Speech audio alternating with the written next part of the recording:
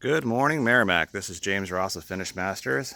We're here on a project located off of the Marty Drive in Merrimack, repairing some squirrel damage that got down to the siding here. Looks like a little critter there. It's like, where'd my home go? A little chipmunk.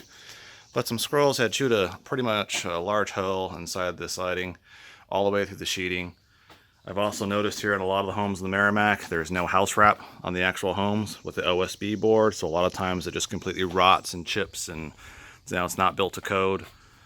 You are supposed to have a house wrap or a weather protectant up against the actual sheathing just to meet the new building code standards. A lot of homes up here don't have it, so you get a lot of rot and extensive damage. But we have wrapped it up, putting the final touches on the painting here. I'm going to paint up where we replace the trim boards, the siding boards, the rake boards, corner boards, getting things all patched up here. If you guys need any rot repair done, feel free to give us a call, 603-546-6767. We are out of the Nashville area. We service a large radius all the way down to Marlborough, Mass, and up into Concord, New Hampshire. We are in high demand, so our schedule is booked out for quite a ways, but we can squeeze our local clients from Merrimack and Nashville in.